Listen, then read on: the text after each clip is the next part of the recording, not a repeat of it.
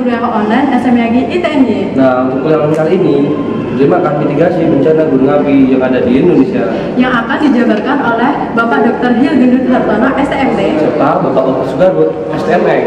Yuk, kita langsung aja ke ruangan beliau. Yuk.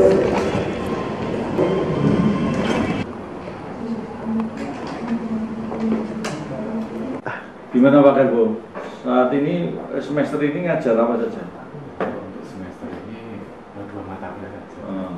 Minat optik sama eksplorasi. Oh gitu.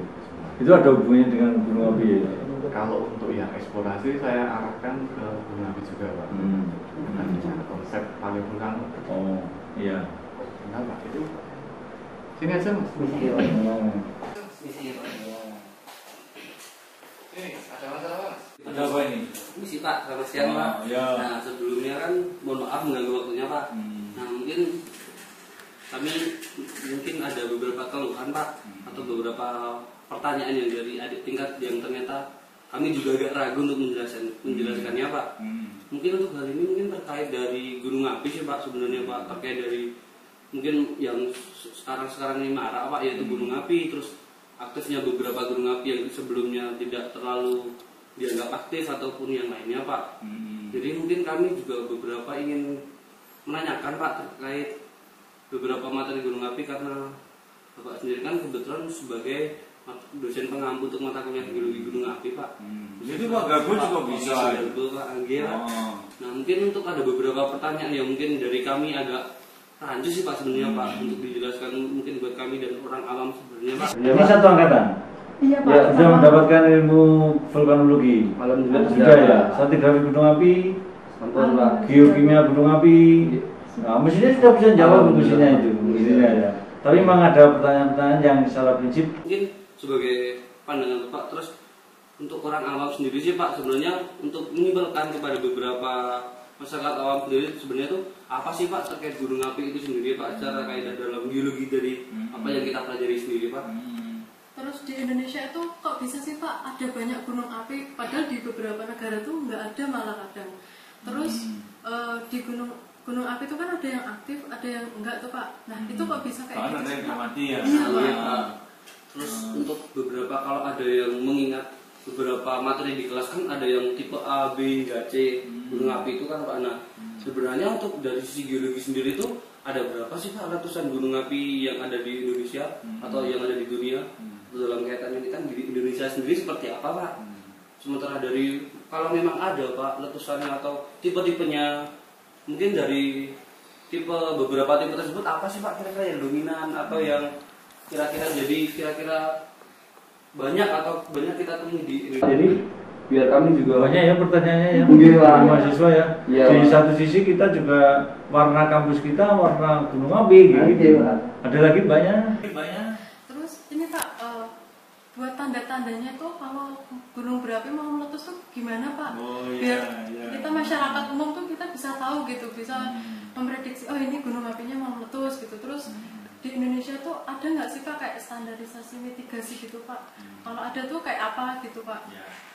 Jadi itu pertanyaannya sangat komprehensif ya. Iya, Pak. Dari mulai apa itu secara prinsip dibagi menjadi 3 kelompok ya, Iya. yaitu prinsip bagaimana terjadinya gunung api, terus kemudian aktivitas gunung api, Iya. sama ke kebencanaan. Iya.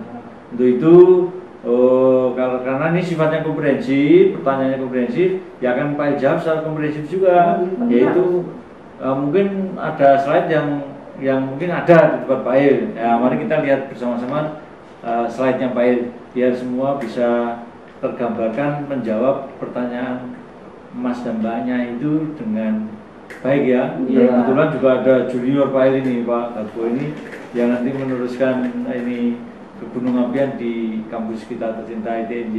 Monggo.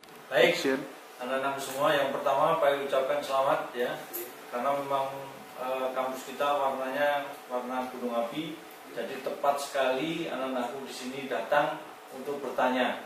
Memang kami tempatnya untuk menjawab semua pertanyaan-pertanyaan yang muncul. Kami itu bisa Pak Garbo, bisa dosen-dosen yang lain dan seterusnya. Dan saya ucapkan selamat juga, kami sangat bangga karena memang kami perlu penerus. Jadi karena ada rasa ingin tahu Anda tentang gunung api dan tetek bunganya, ya, katakanlah bencananya, bagaimana gunung api bisa muncul di suatu tempat, itu sudah merupakan satu kebahagiaan, kebanggaan Pak Il, khususnya karena sebagai penerus nanti di kampus kita tercinta ini. Baik, semua pertanyaan tadi itu akan Pak Il gabung dalam satu file, ya, yang dengan tema yaitu geologi gunung api, ya, bencana gunung api dan mitigasinya, gitu ya. Jadi tentunya latar belakang yang anak semua tadi tanyakan itu sebagai latar belakang, yaitu kaitannya dengan dinamika planet bumi, bahwa yang namanya planet bumi ini tidak diam, tidak diam, sehingga muncullah yang kita pelajari secara umum yaitu tektonisme. Nah, kemudian ada kelimpahan gunung api yang terdiri dari 127 gunung api aktif yang sudah dipetakan oleh Direktorat Vulkanologi secara detail. Muncul juga, iya banyak juga, muncul juga peta geologi gunung api. Jadi kalau mappingnya di gunung api, petanya tidak harus peta geologi. Beda ya? Ya, beda. Basic-basicnya juga beda. Kalau peta geologi yang sudah terbit ini pakai acuan litostratigrafi. Sedangkan gunung api, gunung apian dengan dasar vulkanostratigrafi. Nah, dua hal ini, prinsip ini berbeda. Petanya juga harus berbeda dong munculnya. Satunya peta geologi, satunya muncul peta geologi gunung api. Itu banyak dijumpai di Indonesia. Tadi kan ada pertanyaan seperti itu. Kenapa Pak di Indonesia banyak gunung api? Kemudian dari banyak gunung api ini, ya, itu secara khusus dipelajari di geologi gunung api. Dan tentunya tidak hanya positif saja yang kita ambil, ternyata juga ada bencananya gunung api. Ya, begitu, khususnya gunung api yang aktif. Ya. Nanti akan kita ceritakan apa saja yang berkaitan dengan kebencanaan. Kemudian yang melatari juga karena banyak gunung api yang menimbulkan banyak bencana, tentunya harus ada pembelajaran yang kita sebut sebagai mitigasi geologi gunung api. Dan itu semua tidak lepas dari latar belakang yang terakhir, yaitu adanya riset. Ya, perlu dilakukan riset secara terpadu. Kalau tidak terpadu hanya gunung api saja masih kurang. Kita perlu geofisikanya. Ya, terus kita perlu bagaimana proses yang terjadi di permukaan. Nah, tadi di dalam permukaan atau di dalam tubuh gunung apinya sendiri. Nah, gitu ya. Ini sebagai latar belakang. Kita masuk yang tadi kaitannya dengan dinamika planet bumi. Ya, itu memang pada waktu belum muncul yang konsep atau sekarang sudah menjadi teori, yaitu teori apungan benua, itu memang banyak permasalahan geologi yang tidak terselesaikan. Ya, salah satunya kemunculan gunung api. Kenapa kemunculan gunung api itu di sana muncul gunung api, di sini tidak, di sana muncul di belahan bumi sebelah itu. Nah, setelah muncul teori apungan benua ini, banyak permasalahan geologi yang diselesaikan. Nah, itu salah satunya ini. Awalnya itu bahwa benua-benua besar-besar ini menjadi satu kesatuan. Ini lebih kurang 220 million years ago. Jadi juta tahun yang lalu. Nah, kemudian menuju ke masa kini, yaitu 150, sudah berpindah nih, ya, besar-besar menjadi dua kelompok, yaitu Gondwana sama Laurasia. Ini semua gabungan dulunya menjadi dari Pangea ini, berubah ini. Kemudian 100 juta tahun kemudian, 50 juta tahun kemudian, seperti mendekati sampai saat ini. Jadi sudah benua-duanya sudah kelihatan sendiri-sendiri yang awalnya bergabung. Nah, ini masa kini, today ini, ya, masa kini. Sudah kelihatan ada dua pool, kemudian di dalamnya ada benua-benua, 5 benua atau 6 benua yang besar gitu. Tapi kalau di animasi seperti ini pergerakannya. Nah, itu rekonstruksi kerak bumi dari 150 juta tahun yang lalu yang mulai memisah tadi. Perhatikan ini di Indonesia ini, perhatikan. Nah, perhatikan. Indonesia berasal dari mana ini. Nah, jadi ya, dari belahan bumi utara, kutub utara mengarah ke selatan. Nah, sedangkan dari selatan mengarah ke utara. Itulah dinamika. Ya, direkonstruksi seperti ini. Nah, inilah yang menjadikan planet bumi kita seperti ini. Ya, sudah stabil. Ya, mengenai stabil, kalau tidak stabil akan banyak bencana dan seterusnya. Nah, kestabilan atau kesetimbangan itu muncullah yang namanya Ring of Fire. Nah, ini Ring of Fire. Bumi sendiri merupakan planet yang dinamis, yang selalu bergerak energik dan penuh kekuatan. Nah, inilah membangun ini yang sangat terkenal. Semua berhubungan dengan ini, kaitannya dengan kegunung apian. Ya, bisa nomor 1 dari New Zealand di sini sampai yang di Peru. Nah, ini semua memperlihatkan gunung api aktif. Ya, ini pertanyaan kapan, di mana gunung api muncul? Iya, Pak. Nah, itu berhubungan dengan Ring of Fire. Itu secara globalnya. Nah, kita bawa sekarang ke Southeast Asia. Nah, Indonesia bagian dari itu. Iya, Pak. Nah, kita bawa ke sini. Nah, ini perhatikan, ya. Ini kepulauan Indonesia. Ya, kepulauan Indonesia yang warna biru ini, nah, kaitannya dengan Sundalen ini. Ya, bagian dari Eropa, Asia bagian selatan. Nah, batasnya mana tidak jelas, masih putus-putus ini. Ya, ini Eropa Asia ini. Ya, kadang muncul cerita apa itu namanya benua yang hilang itu jangan-jangan Sundalen ini yang menjadi pertanyaan banyak orang itu. Nah, perhatikan di sini muncul apa itu namanya seperti gigi ini. Nah, inilah yang kita sebut sebagai palung Jawa ini. Perhatikan lebih kurang kalau menurut skalanya itu lebih kurang 200 km ini dari pantai selatan ke arah palung ini. Nah, palung ini yang menggerakkan siapa? Yaitu lebih kurang 1000 km ke arah selatan. Yaitu daerah bukaan di pol selatan. Yang satu bergerak ke arah utara, yang satu bergerak ke arah selatan. Mendorong lempeng Hindia Australia bergerak ke arah utara. Nah, gitu ya. Nah, tatanan inilah yang membangun dan merusak kepulauan Indonesia. Membangun kepulauan Indonesia sekaligus merusak juga ya, kepulauan Indonesia. Ya, katakanlah ini yang dari selatan itu dengan kecepatan 5-7 cm per tahun. Kemudian dari Pasifik, lempeng Pasifik itu lebih cepat itu, yaitu 12-15 cm per tahun. Nah, kemudian yang dari utara relatif diam, yaitu Eropa Asia kan, benua.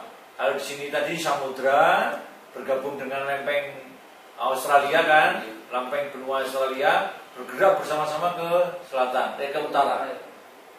Sedangkan yang sini bergerak ke arah barat. Sedangkan Eropa Asia relatif diam, yang bergerak ke arah selatan. Nah, dari kegiatan itu muncullah gunung api aktif. Jadi yang tektonik tadi ada gambar apa itu namanya gigi tadi, itu palung, artinya tabrakannya di situ. Ya, palung, jadi satunya akan menekuk ke bawah. Nah, penekuan ke bawah inilah yang kita sebut sebagai subduksi, zona subduksi. Nah, itu di suatu titik tertentu dia akan mengalami proses peleburan. Nah, peleburan itu akan menghasilkan, karena di Indonesia akan menghasilkan ini bagian dari Ring of Fire ini, yaitu ada Sunda Arc atau busur Sunda sampai ke Bali ini busur Sunda. Kemudian menekuk ke sana ke utara dari Bali, Lombok, Flores ke arah sana melengkung sini. Ini yang kita sebut sebagai busur Banda. Nah, kemudian ke arah utara di sebelah utara Sulawesi ini, ini kita sebut sebagai busur Sangihe. Nah, sedangkan yang terakhir yaitu busur Halmahera sampai ke Kepala Burung. Nah, ini semua jajaran gunung api ini semua bisa diselesaikan dengan tataan tektonik tadi, tektonik lempeng itu tadi sebelumnya belum bisa diselesaikan.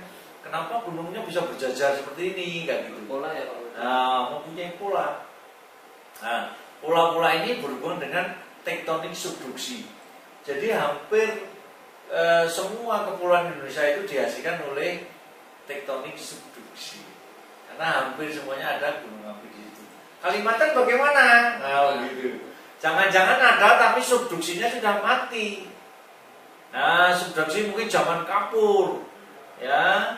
Apa itu namanya, dari arah utara ini kan pernah toh si bapak geologi kita Kartini, mulai dari sini subduksinya mengarah ke selatan sampai masa kini. Nah, begitu. Untuk itu tentunya kita mempelajari itu ada maksud dan tujuannya. Tujuannya kita mempelajari berbagai masalah ya yang terkait dengan bencana geologi gunung api. Kenapa bencana geologi gunung api? Nah, geo itu sendiri bumi, ya. Nah, gunung api yang akan kita khusus secara spesifik yang kita pelajari. Ya, kenapa tadi ada gunung api bisa meletus? Banyak pertanyaan seperti itu. Ya. Nah, sedangkan tujuannya yaitu mengetahui perilaku gunung api dan sekaligus mempelajari mitigasi bencana geologi gunung apinya. Baik. Salah satunya apa? Mau tidak mau umat manusia harus siap untuk belajar. Ya, kita harus belajar. Kalau nggak belajar, sudah kita akan tidak bisa mempertahankan hidup kaitannya dengan dinamika planet bumi itu tadi. Nah, semuanya bisa direduksi, yaitu mitigasi itu tadi. Ya, cirinya ya satu, kita harus mau belajar. Makanya di kelompok-kelompokan geologi gunung api ini, yaitu ada yang bersifat eksplorasi gunung api ya, kaitannya dengan mineral, ya, kaitannya dengan energi panas bumi, kaitannya dengan lingkungan, ya, kenyamanan hidup dan seterusnya. Nah, ini eksplorasi. Satunya lagi kaitannya dengan mitigasi. Jadi ini positifnya kita ambil sebanyak-banyaknya ya sumber daya alam, tapi di satu sisi kita harus mempersiapkan itu tadi mitigasinya, yaitu negatifnya. Kebencanaan tadi, gempa bumi salah satunya, letusan gunung api yang ini yang Mbak Masnya tanyakan ini, Iya, Pak. khusus untuk letusan gunung api ini. Nah, itu bagian dari mitigasi. Ya, nah ini semua harus dipelajari. Nah, kalau kita pelajari, kita kelompokkan tentang apa? Bencana geologi itu ada yang langsung dan tidak langsung. Kalau langsung ini yang tidak diundang. Kalau bahasanya Pak sehari ini bencana alam geologi ini yang tidak kita undang. Ya, karena langsung. Nah, tiba-tiba ada gempa bumi, tiba-tiba ada gunung api meletus. Ya. Nah, di satu sisi ada gerakan tanah, ada banjir. Lah, dua hal ini sebetulnya bisa berhubungan dengan yang tak langsung. Jadi ini yang kita undang sebetulnya. Bencana tapi kita undang, tapi tidak sadar kita. Alasannya apa? Karena ulah manusia. Ya, nah, itu menimbulkan ketidaksetimbangan alam. Kita ngambil sebanyak-banyaknya, tidak mikir istrinya, dia akan mempercepat terjadinya bencana. Jadi seakan-akan ini kita undang ini, yaitu buang sampah sembarangan banjir. Ya, kita menanam pohon-pohon, membuat rumah-rumah di atas lereng yang sebetulnya tidak boleh. Nah, kita undang itu bencana itu ya. Ya, itu bahasa Pair, ya, bahasa sehari. Ada yang diundang, ada yang kita undang. Ini undang ini yang tidak langsung, yang tak langsung ini sebetulnya kita undang. Itu kira-kira bencana alam geologi. Nah, khusus untuk gunung api, tentu kita punya prinsip. Ya, prinsip dasar pemikiran gunung api. Kalau kita tidak mempelajari gunung api dengan baik, ya gunanya apa? Nah, gitu. Supaya kita bisa mempersiapkan mitigasi dengan baik. Ya, memberi pembelajaran ke masyarakat dengan baik. Inilah pandangan geologi gunung api.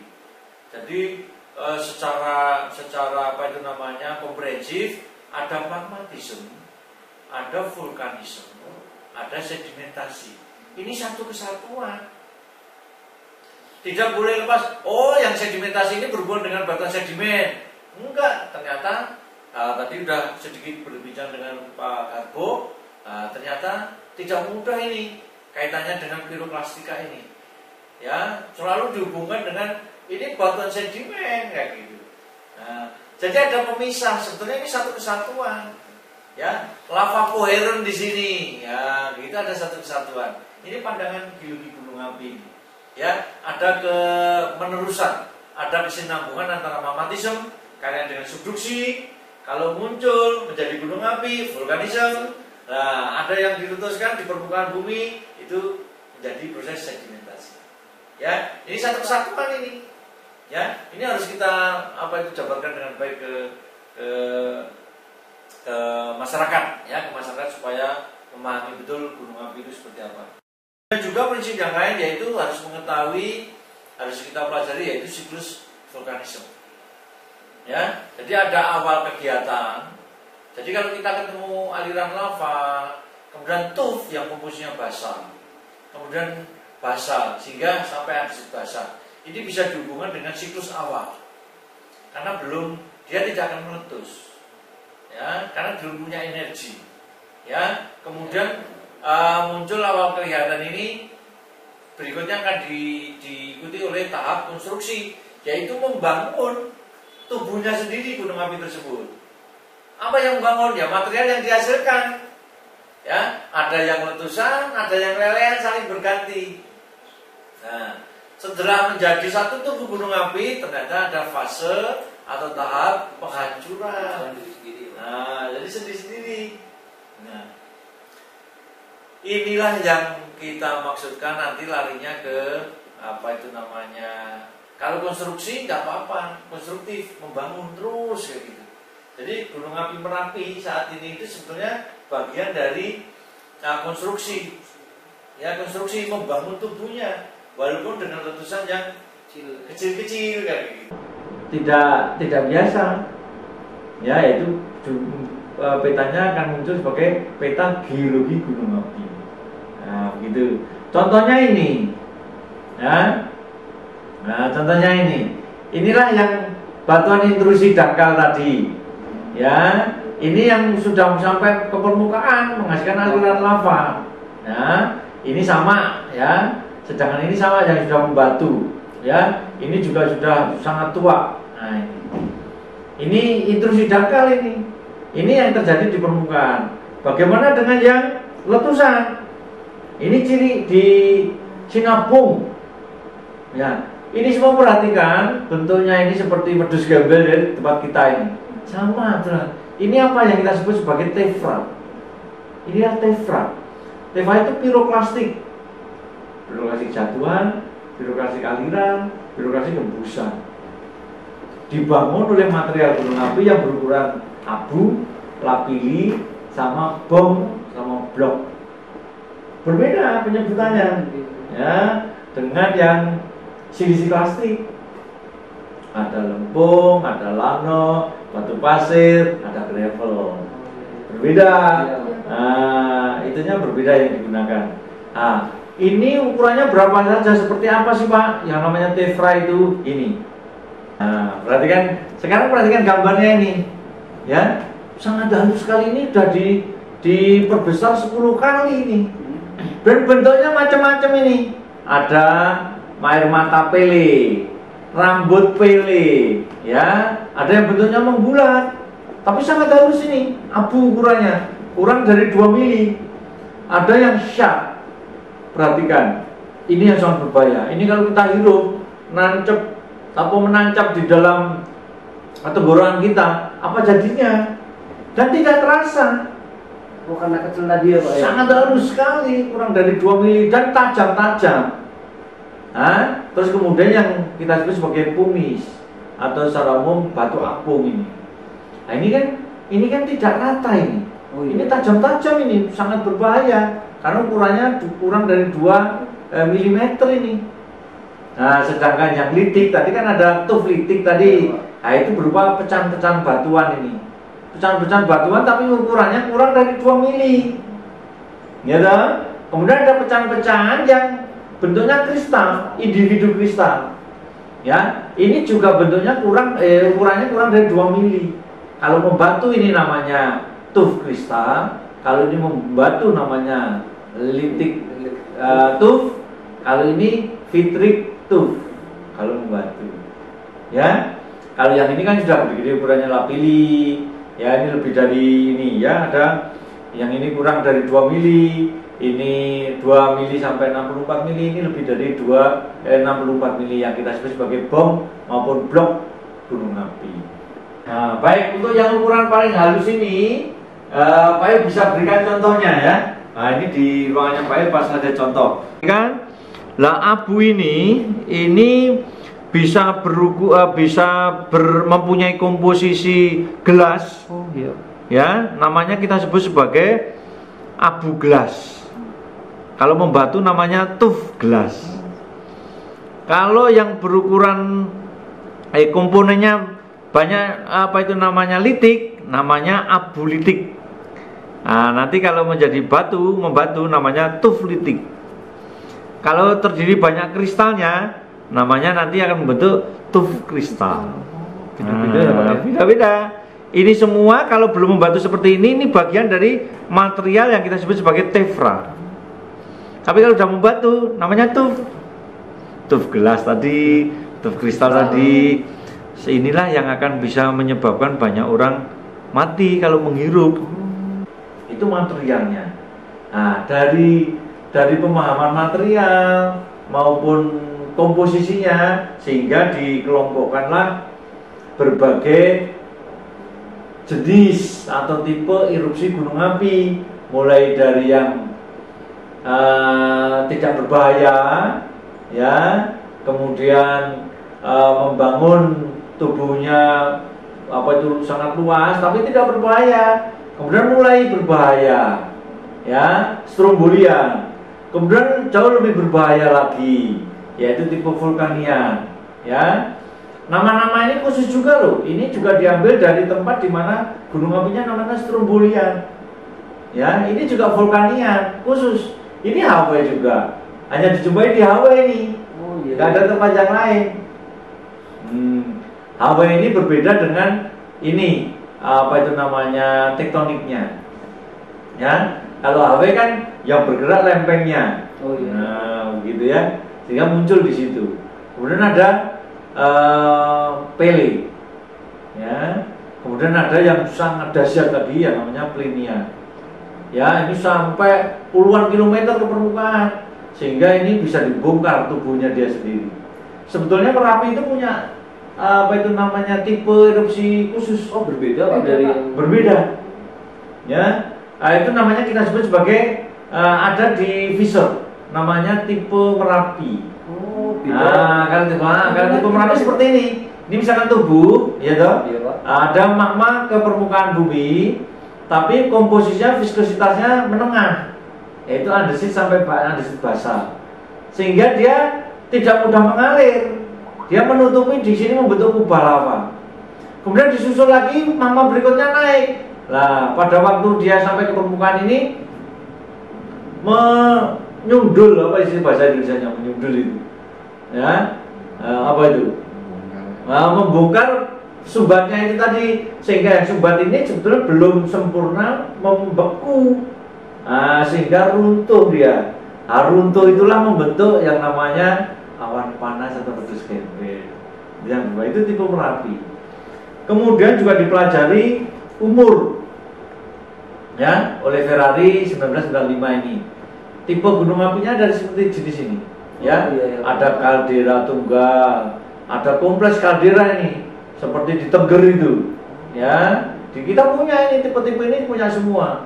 Kemudian gunung api strato, ya, atau yang berkomposisi silisik sampai intermediate.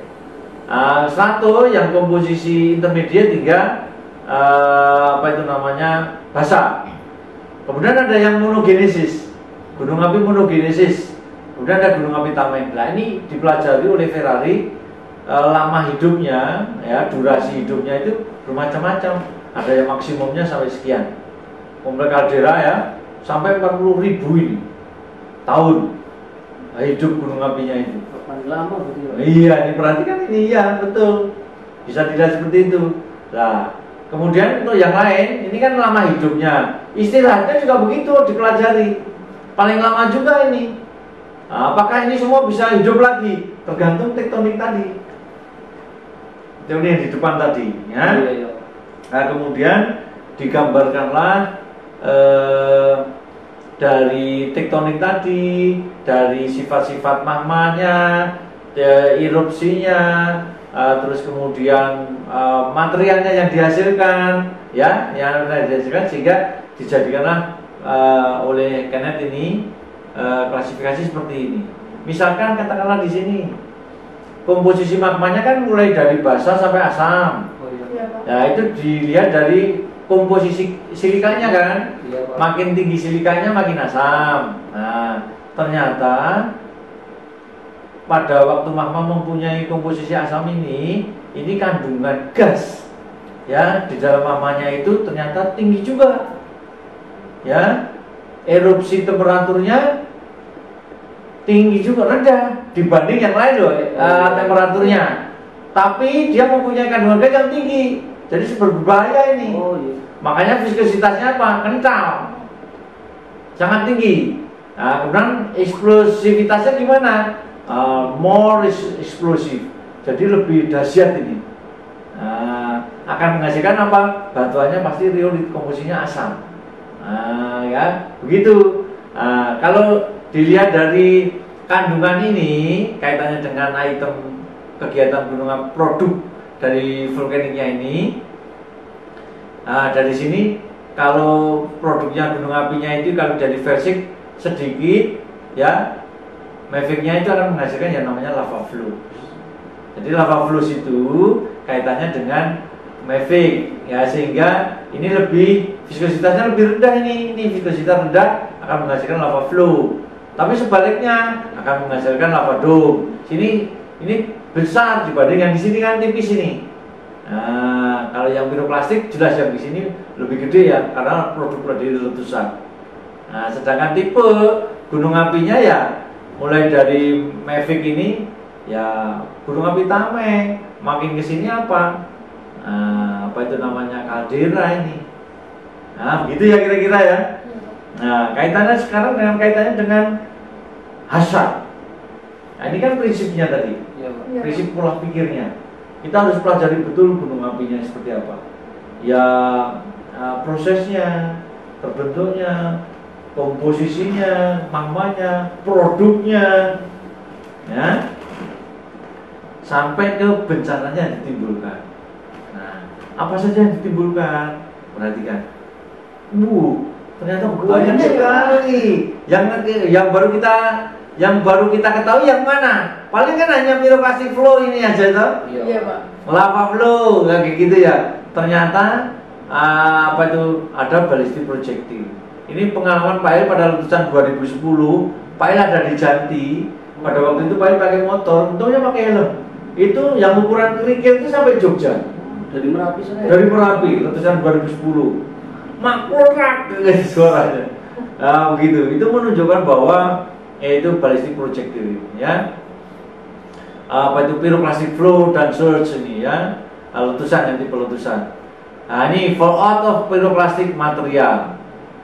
Gas, lava, ya, kemudian tsunami seperti Krakatau ya. Nah, Krakatau kemarin banyak yang meninggal itu.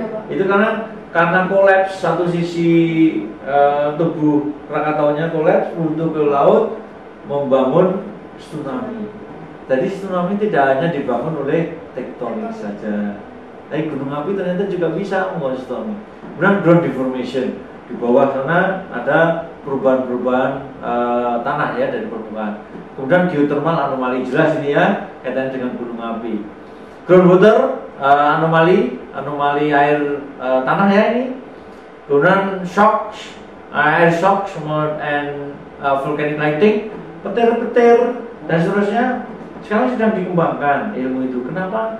Pada waktu gempa Jogja 2006 itu ada petir yang sampai menyentuh pantai selatan. Nah, gunung api juga begitu, pada waktu musim penghujan gunung api meletus, ada petir yang langsung berhubungan dengan itu salah satunya volcanic lighting, ya, lighting ini tadi. Ya, kemudian gempa bumi yang dihasilkan oleh lokal, secara lokal ini, jadi gempa volkanik namanya. Ya, jadi waktu magma naik itu membuat tremor pergerakan, ya, kayak gitu. Nah, itu gempa lokal tapi hanya di tubuh gunung apinya saja. Berbeda dengan earthquake yang kaitannya dengan tektonik ya, sebenarnya global, ancaman global. Kemudian yang tidak kalah penting ini, opening of new vent. Jadi ada bukaan baru. Jadi kalau tektoniknya kuat, ada bukaan, maka bisa keluar. Itulah yang kita sebut sebagai opening new vent. Sampai ternyata ada 14 ya, macam volcanic hazard, bencana geologi gunung api. Nah, gitu ya, dan banyak. Nah, kemudian apalagi yang kaitannya dengan mana tadi? Yang kaitannya dengan gas. Mana gas? 6 ya, mana? Nah, ini volcanic gas. Apa saja ini volcanic gas ini? Ternyata banyak. Nah, ada 11. Ya, yang paling banyak mulai ini nomor ini merupakan konsentrasi paling banyak. Ya, ini. Ya, jadi ada uap air, ada karbon dioksida, sulfur dioksida, klorida, hidrogen. Nah, inilah gas-gas yang ada di dalam magma maupun di dalam lava. Sangat berbahaya ini semua. Kalau kita menghirup ya bisa tidak tahan kita, ya. Nah, sehingga akan muncul bencana-bencana yang tidak kita harapkan, seperti kalau kita tidak mengexamine dengan baik, tidak mempelajari perilaku gunung api dengan baik. Seperti ini urbannya. Mengerikan kan? Serem ya Pak ya? Iya. Ini korban dari wedhus gembel. Gas ini, ya, panas sekali ini. Nah, kayak gitu ya. Ini korban, ya, contoh saja. Ini contoh yang 2010. Sudah suruh turun, nggak turun oleh para pemangku jabatan, ya itu sudah menyuruh mereka turun, tapi nggak turun. Nah, akhirnya kena ini. Berarti ini letusan terakhir yang Ya, betul, ini ya 2010. Ya, ini. Ya, nah, begitu juga. Kalau menurut sejarah, ini ada sejarah juga, yaitu ada di Pompei, gunung api Pompei, ya, Vesuvius, yaitu lebih kurang satu kota habis. 22 orang. Iya, lebih kurang ini satu kota habis. Hanya yang hidup hanya 2 atau 1 orang yang penjahat yang dikubur di bawah tanah. Gitu. Justru malah hidup dia. Ya, nah ini salah satunya sudah menjadi fossil. Ya, sudah menjadi fosil. Nah, kalau letusan itu tadi, nah contohnya ini, ya, ini juga puing-puing katanya dengan abu tadi, nah, merusak semua ini karena sifatnya asam, ya, sifatnya asam. Nah, untuk itu kita pelajari kebencanaan, berbagai kebencanaan khususnya untuk gunung api, sehingga kita bisa mengantisipasi, ya, untuk mempersiapkan mitigasi. Apa itu antisipasi? Yaitu perhitungan hal yang akan atau belum terjadi, ya. Kita meramal, kita membayangkan kalau gunung apinya meletus, itu namanya antisipasi. Saya harus seperti apa gitu, mempersiapkan dirinya seperti apa. Nah, makanya harus pembelajaran itu harus terus begitu. Ya, sedangkan mitigasi itu apa? Yaitu proses pencegahan bencana atau pengurangan, mereduksi dampak bahaya terhadap jatuhnya korban jiwa, kerugian harta, benda, ya, kerusakan lingkungan dan terganggunya roda ekonomi masyarakat. Itu namanya mitigasi. Bagaimana mereduksi itu semua. Salah satu intinya hanya belajar. Jadi mitigasi itu tadi sebenarnya tuh kita hanya bisa untuk mengurangi ya Pak ya. Iya. Atau meredus nggak bisa hanya terus Menahan gitu. Atau Nggak menghilangkan nggak bakal. Karena itu sifatnya alamiah kan. Oh iya Pak. Nah, sifatnya alamiah. Makanya kita harus bisa membedakan antara antisipasi, kita mengantisipasi, dan mitigasi. antisipasi, mitigasi terhadap apa? Bencana geologi. Apa itu bencana geologi? Yaitu bencana yang disebabkan oleh proses-proses bumi atau geologi itu sendiri. Nah, sehingga menurut para ahli dibuatlah suatu formula. Nah, formula ini perhatikan, itu ada pembaginya. Yaitu pembaginya itu kapasitas publik. Jadi kalau ini terjadi, ini nggak ada, ya nggak ada risiko. Nah, begitu. Ya, jadi bencana ini akan menjadikan risiko sangat tinggi apabila dia melibatkan banyak masyarakat, banyak manusia di situ. Misalkan terjadinya ini ada di pantai, di pantai apa itu namanya, Kutub Selatan, misalnya nggak ada penghuninya, nggak apa-apa, silakan terjadi, gitu, ya. Kalau misalkan terjadi di suatu masyarakat, itu ada klasifikasinya. Kalau risikonya tinggi itu apabila nilai risikonya ini itu lebih dari 65%, ya 35 sampai 65. Ini hasil perhitungan ini. Nah, ini ancaman itu ya seperti ancaman gunung api nih. Letusannya apa? Letusannya kalau yang meleleh ya kecil. Kerentanannya seperti apa? Ada banyak masyarakat kan di situ. Seperti itu ya. Kemudian ada proses evaluasi khusus untuk risiko gunung api apabila meletus ya. Ini ada apa itu namanya, formula yang sedikit berbeda ya kaitannya dengan risiko gunung api. Hasilnya ini berhubungan dengan VIE, Volcanic Explosive Index, ya, Volcanic Explosivity Index ini. Jadi indeks letusan gunung api mulai dari 0 sampai 10. Nah, begitu ya. Tadi tipenya ada yang Plinian tadi, ya, yang dahsyat tadi. Nah, itu bisa dilihat di situ. Nah, namun itu semua pemerintah juga bertanggung jawab sehingga didirikanlah suatu badan nasional penanggulangan bencana. Nah, tentu sudah ada. Ya, sebetulnya ini semua berhubungan dengan bagaimana kita mereduksi. Nah, salah satu atau beberapa proses mereduksi itu apa saja? Itu sudah bagian dari pembelajaran tadi.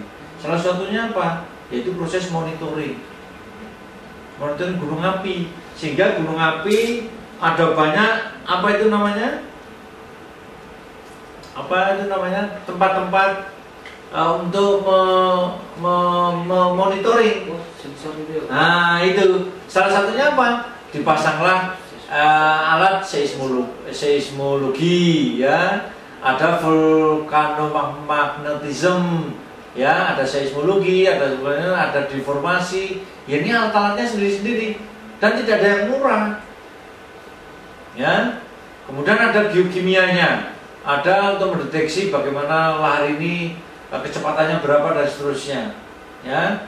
Ya, kalau di dalam bentuk sketsanya seperti ini, monitoring apa saja yang dilakukan di satu gunung api itu, ya, pasang-pasang seperti ini, ya, kita mau menggunakan alat transmisi, ya, seperti itu ya, selalu dilakukan monitoring seperti itu.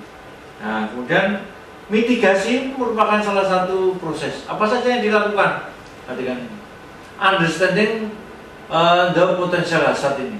Apakah gunung api itu akan meletus dengan hazard yang sangat berpotensi risiko tinggi? Nah, seperti itu harus dipelajari untuk mitigasinya. Nah, salah satunya lagi apa? Yaitu kita pembuatan peta hazard bencana, monitoring tadi sudah ya.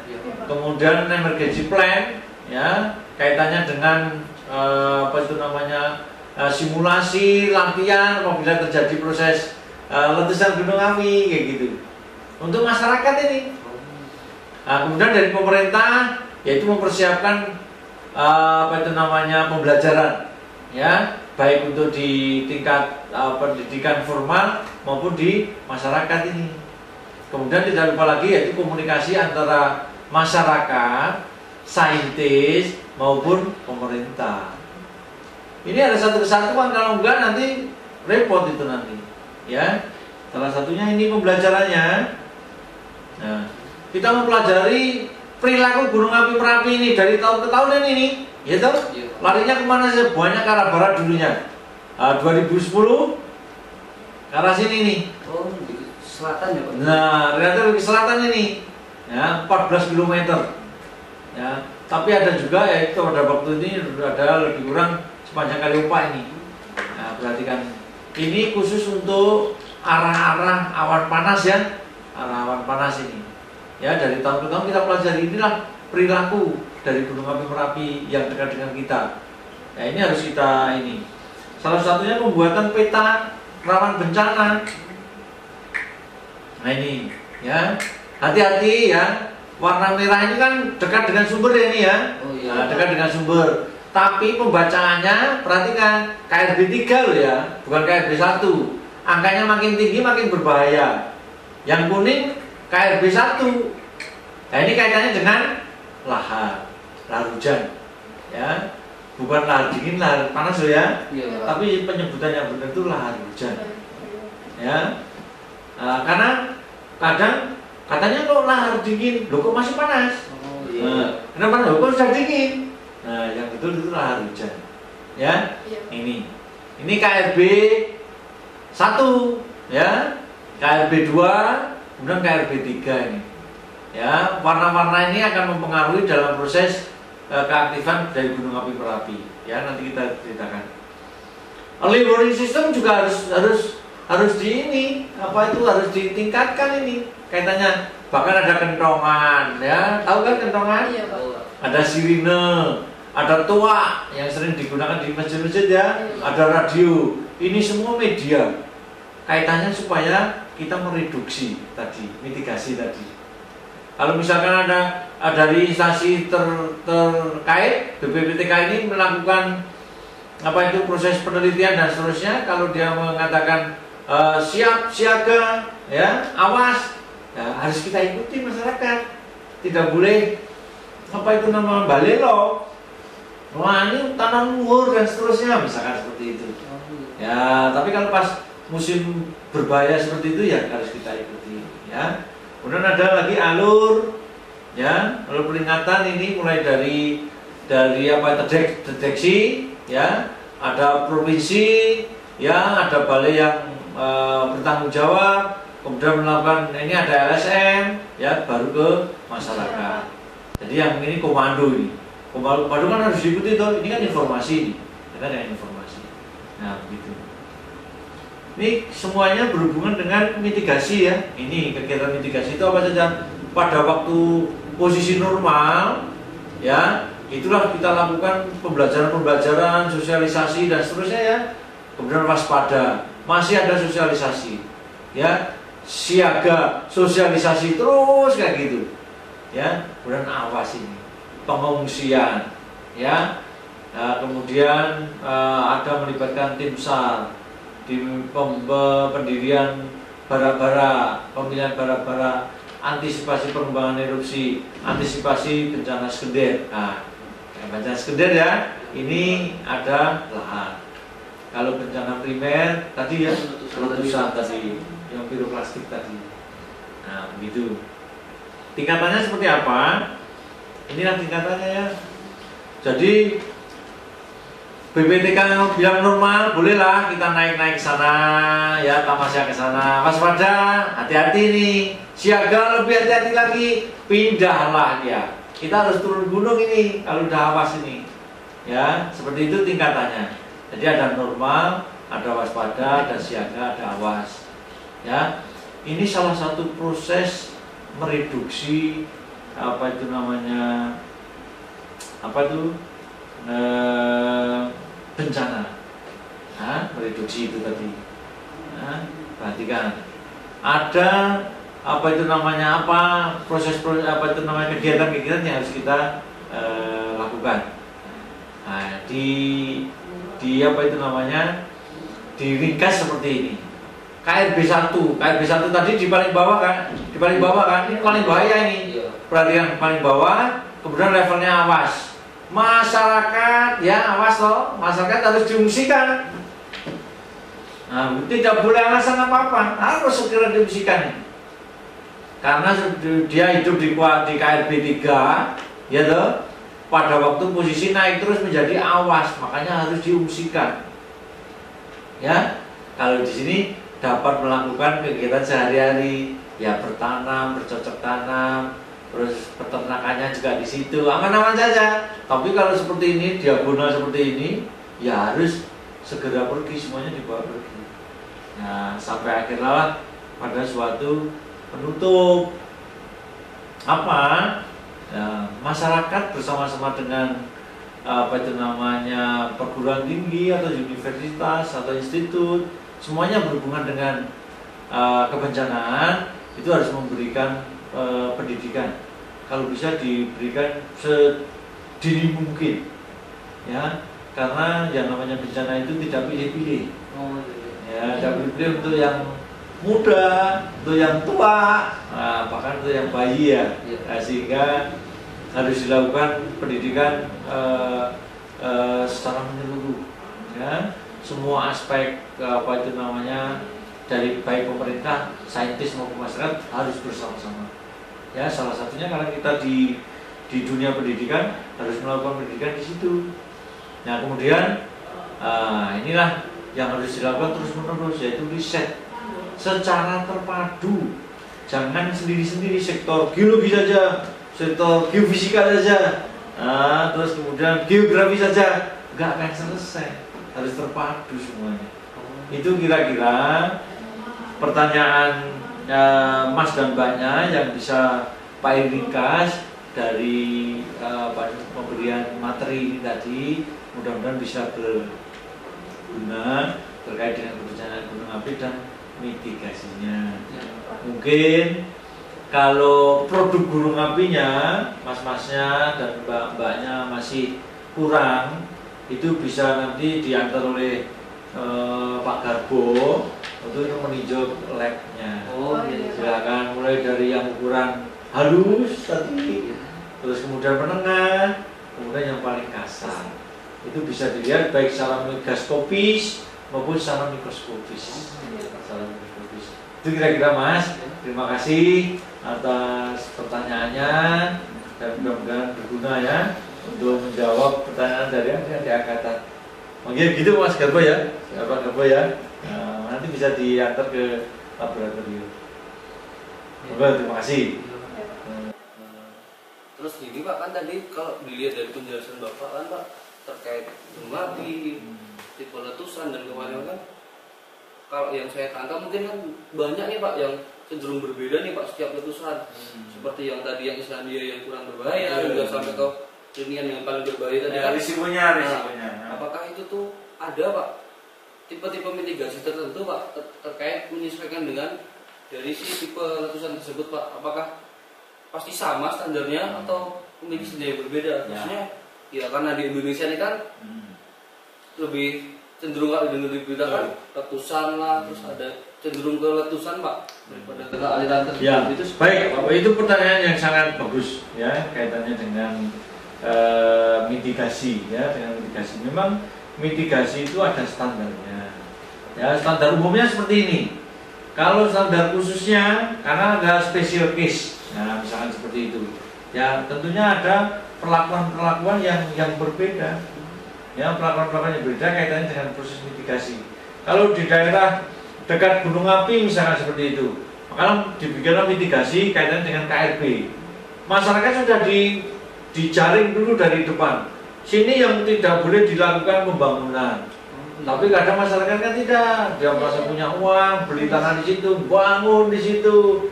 Ada kita yang disalahkan, misalnya pemerintah yang disalahkan. Sebetulnya sudah ada proses mitigasi yang terkait yang seperti Mas tanyakan tadi. Ada apa itu namanya perlakuan-perlakuan khusus ya kaitannya dengan mitigasi. Ya, gitu. Masih ada banyak. Ini Pak, kalau mitigasi yang sekarang ini kalau buat di Jogja sendiri ya, itu kira-kira udah terrealisasikan secara baik atau belum, atau mungkin kondisinya seperti apa gitu? Baik, kalau seperti itu dari instansi terkait BPTKG yang ada di Jalan Cendana itu ya, sebelah selatan Mandala Krida itu tadi, itu secara umum sudah dilakukan. yang namanya sosialisasi itu tidak kurang-kurang. Baik masyarakat diajak ke laboratoriumnya yang ada di Cendana itu, maupun apa itu namanya ahli-ahli yang ada di BPTK melakukan sosialisasi di masyarakat. Itu sudah reguler, sudah apa itu namanya, sudah terjadwal dengan baik itu. Daerah sini minggu ini, daerah sana minggu depannya, dan seterusnya. Jadi itu setidaknya di dalam proses sosialisasi itu semua yang perilaku Merapi sudah diberikan, sehingga berharap memang apa itu komunikasi ini bisa berjalan dengan baik tadi. Masyarakat, saintis, pemerintah, komunikasinya harus satu kesatuan. Kalau misalnya ada awas atau siaga, ya ikutilah apa yang sudah diteliti oleh BPTKG, merupakan badan pengontrol pengendalinya, maupun BNPB-nya tadi, ya begitu, Badan Penanggulangan Bencana ya, itu kira-kira. Monggo, silakan lagi. Jadi sebenarnya udah banyak ya Pak ya, Sudah banyak yang dilakukan ya. Tinggal bagaimana jadi Khusus untuk Merapi loh ya, Iya, khusus untuk Merapi. Tapi gunung api yang lain kita kan ada 127. Oh iya. Nah, mungkin kita kekurangan tenaga ini, tenaga tampil untuk memonitoring dan seterusnya. Nah cukup mas. Makanya Pak sangat bangga Anda datang ke sini bertanya kaitan dengan gunung apian. Itu dalam pikiran Pak, ini penerus ini. Nah, penerus gunung api nih, nah begitu. Ya belajarlah ke kampus ITNJ. Ya, ada penerus juga Pak, makasih kayak gitu. Lagi ada pertanyaan, masih ada pertanyaan? mungkin udah sih Pak. Terus untuk pertanyaan, sebenarnya untuk pertanyaan terakhir Pak. Jadi untuk apakah ada harapan atau pandangan dari Bapak berdua terkait dari masih aktifnya Merapi yang belum lama ini juga meletus, untuk apakah saran atau pandangan Bapak berdua terkait untuk masyarakat yang ada di sekitarnya, apakah untuk mematuhi perintah terkait mengikuti perintah dan sosialisasi tersebut, atau ada pandangan seperti apa Pak dari Bapak berdua mungkin? Ya, kalau secara umum apa yang sudah dilakukan BPTKG tadi sudah bisa sudah bisa diikuti oleh masyarakat ya, khususnya yang ada di KRB 2 ya, khususnya di KRB 2 mereka sudah mau menerima segala hasil kegiatan riset yang dilakukan. Kalau misalkan ada gejala-gejala gunung api, dia akan mengikuti perintah-perintah dari instansi terkait gitu. Itu salah satu jawaban bahwasanya harapan kedepannya mudah-mudahan tidak ada apa itu namanya. Tapi yang namanya alam ya, namanya alam itu meletus bisa ini pendeteksian bisa kita lakukan terus. Tapi hari meletusnya itu tidak bisa kita tentukan kapan kayak gitu. Tapi proses monitoringnya terus kita lakukan kayak gitu. Tapi dengan Pak percaya kok, dengan hasil sosialisasi maupun berdasarkan data-data yang selama ini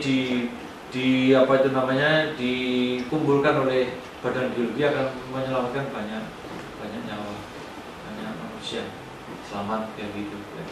Mungkin Mas Gabriel bisa tambahkan? Mungkin tambahan dari saya terkait saran untuk kedepannya. Saya pribadi, kita kan hidup di daerah gunung api aktif, kan tadi sudah disebut sampai ratusan.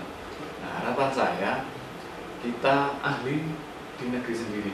Di pandangan saya, ahli gunung api di Indonesia sendiri pun saya rasa pulang dengan jumlah gunung api yang sebanyak itu. Harapan saya kedepannya semakin banyak anak-anak mungkin dan orang yang berkecimpung di dunia perkebunan mendalami terkait gunung api, entah itu gunung api yang aktif atau yang sudah mati. Itu aja.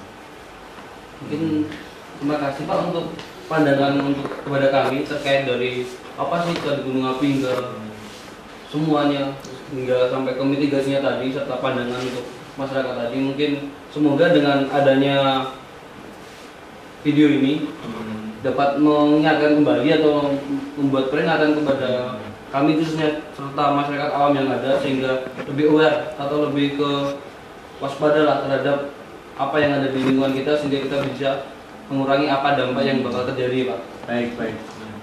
Mungkin demikian dari kami. Terima kasih sebelumnya, Pak. Ya, oke, makasih ya atas pertanyaannya. Mudah-mudahan membantu lah. Iya Pak. Nah, gitu. Iya, Mas.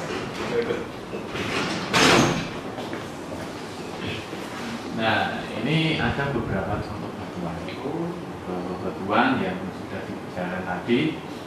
Contoh yang aku tadi, kalau dia membatu, nah ini. Jadi kalau orang awam tahu benda seperti ini atau mungkin butiran yang kalau letusan gunung api, tahunya apa? Butiran-butiran halus saja. Mereka tidak tahu dalamnya itu apakah runcing tajam, apakah membulat dan sebagainya. Oh iya. Nah, kebetulan tadi saya juga sempat meneliti terkait sayatan dari produk abu gunung api yang sudah membatu seperti ini.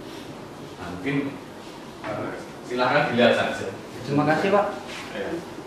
Jadi pengamatan terkait dengan tajam atau enggak, karena itu kan ukurannya kecil, sangat kecil, oleh karena itu perlu yang namanya mikroskop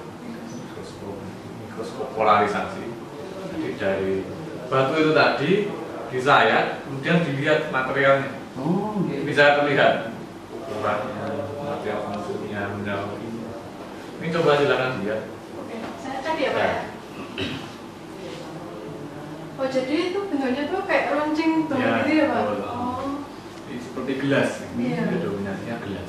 Oh, jadi mirip kayak serabut-serabut yang ada di slide Pak Hil tadi ya, Pak ya, yang mirip yang set tadi ya, Pak. Betul sekali. Jadi ya gelas, pecahannya ya seperti gelas biasa.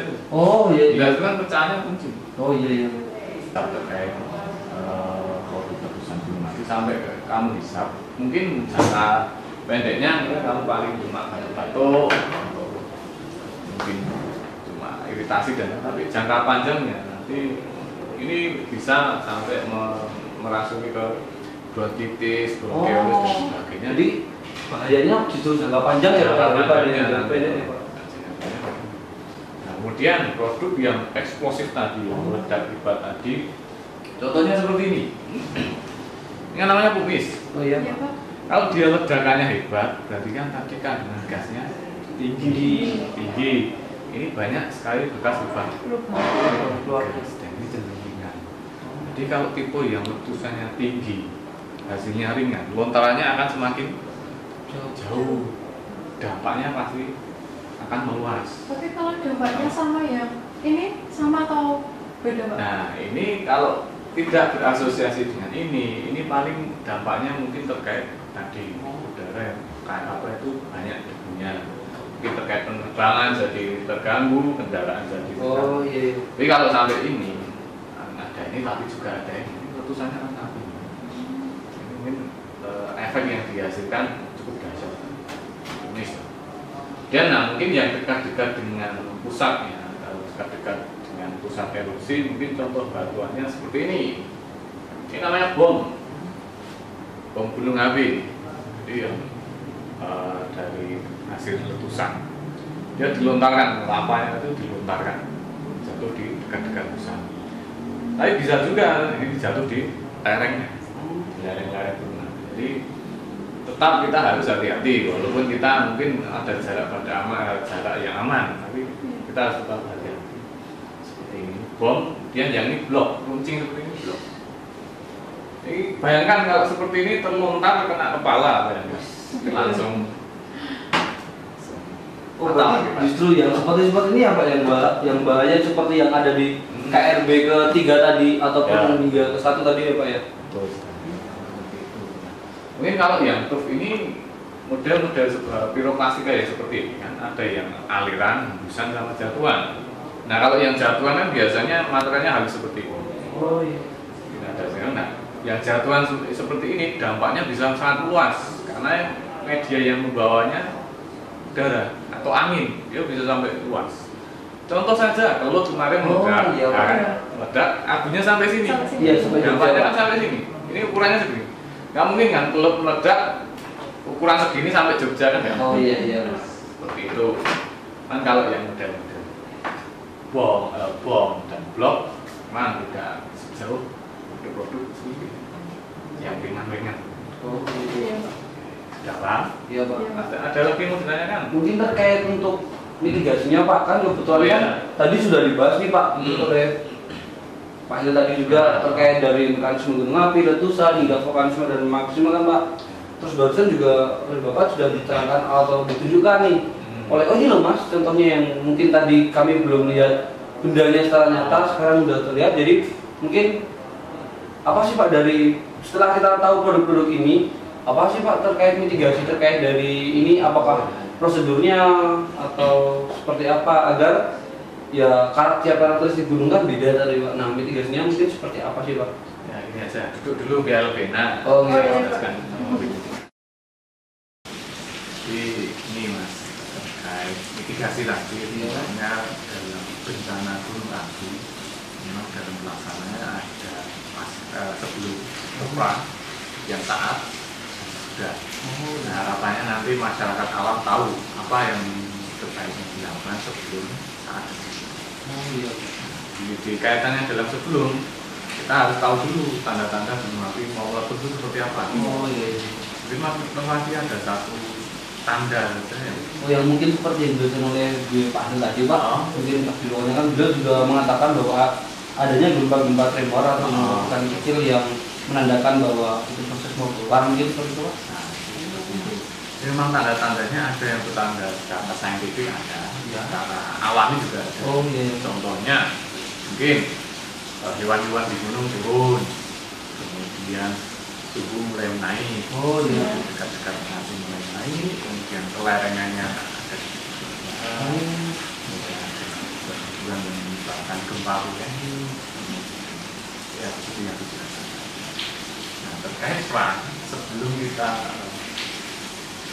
bahas terkait perang, kita kan harus tahu apa yang harus dilakukan sebelum meletus. Iya Pak. Otomatis pertama kita harus tahu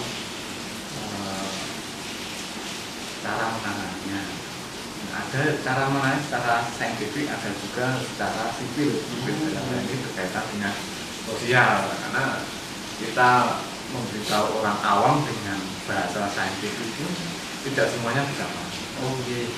Ini terkait perang biasanya kita harus mempersiapkan mungkin masker, kemudian update terkait informasi yang bisa dipercaya.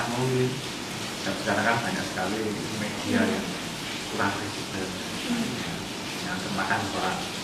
Kemudian mungkin terkait ternak kita persiapkan, mungkin kalau ada yang punya kolam ikan ditutupi atau dicari biar anginnya tidak masuk. Oh ini masuk kan bahaya. Yang kita sebagai geologis mungkin kita memberikan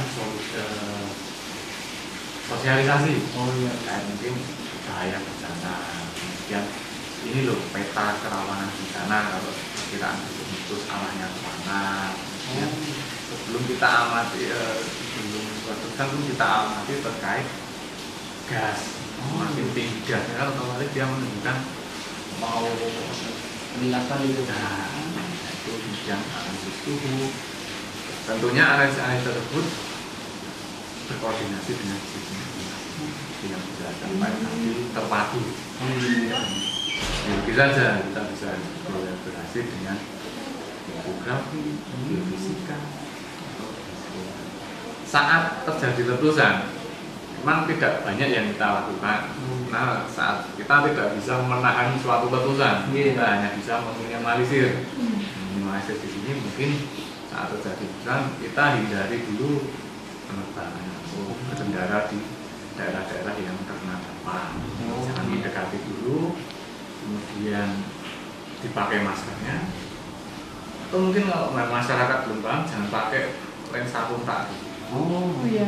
Karena bahaya kalau sampai apinya masuk ke kelipan macam itu. Kemudian mulai mungkin bisa yang tidak terkena dampak membantu dalam proses pengungsian, dalam proses penyediaan logistik masyarakat yang mengungsi.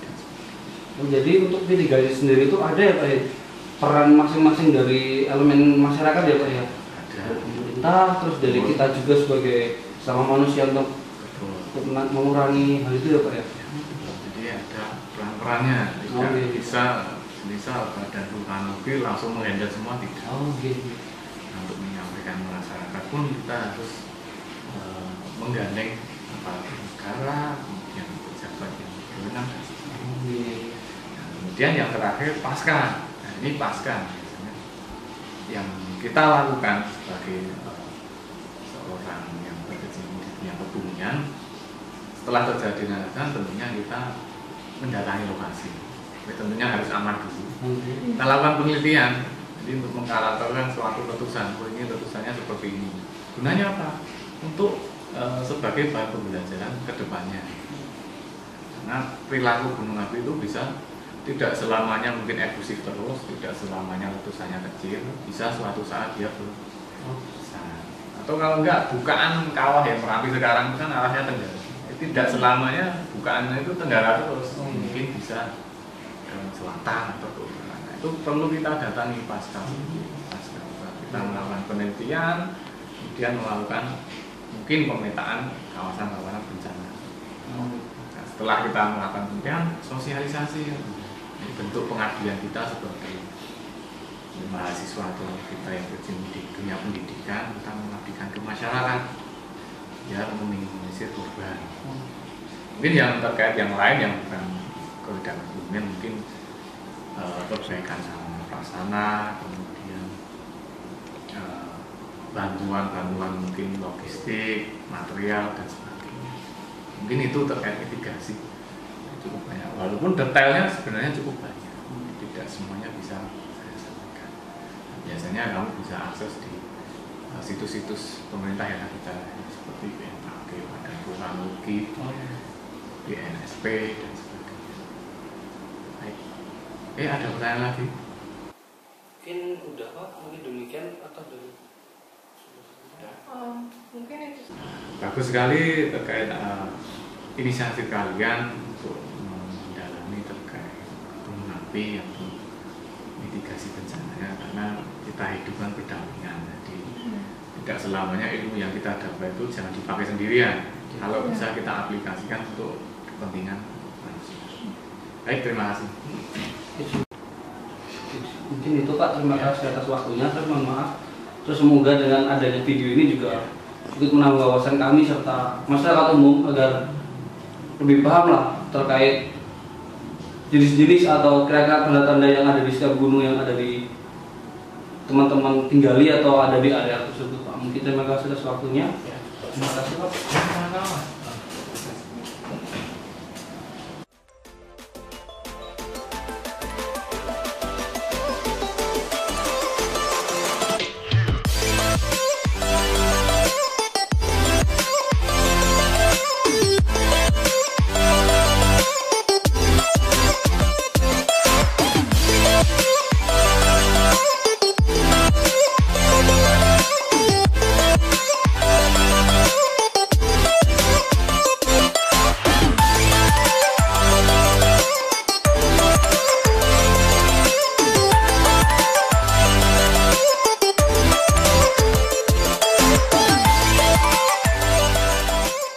Membangun negeri bersama SMYD.